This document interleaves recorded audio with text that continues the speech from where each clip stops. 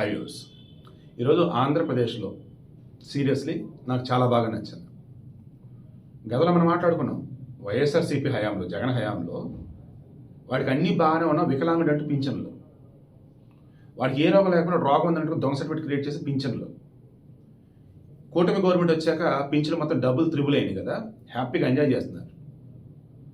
ఇప్పుడు ఇలా కాదని చెప్పి ఏం చేశారు, ఆల్రెడీ మంచానికి పరిమితమై ఉండి డయాలసిస్ పేషెంట్లు ఎవరైతే ఉన్నారో వాళ్ళకి సంబంధించి మొత్తం క్రాస్ చెక్ చేసి కొంతమంది ఎలిమినేట్ చేశారు. ఏ రకంగా డూప్లికేట్ సర్టిఫికేట్లు పెట్టారు, అన్ని బాగానే ఉన్నాయి అని. ఇప్పుడు కొత్తగా ఈఎన్టీ స్పెషలిస్టు, ఆప్థమాలజీ, పల్మనాలజిస్టు, తర్వాత వచ్చేసి నార్మల్ జనరల్ మెడిసిన్, ఈ ఎక్స్పర్ట్స్తో మొత్తం నలుగురితో ఒక టీము రేపు 21 నుంచి 28 వరకు, ఈ నెల 21 నుంచి 28 వరకు ఏపీలో ఉన్నటువంటి అన్ని చోట్ల కూడా ఈ బృందం వచ్చేసి తనిఖీలు చేపడతారు.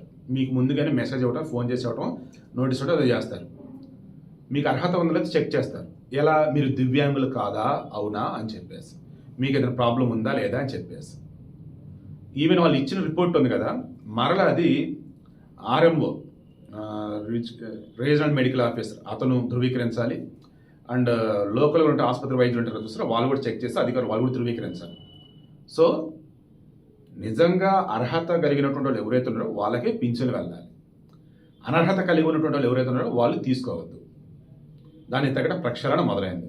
చాలా చాలా సంతోషం. ఆ పార్టీ ఈ పార్టీ అని కాదు, అర్హత ఉందా లేదా అనేది ముఖ్యం.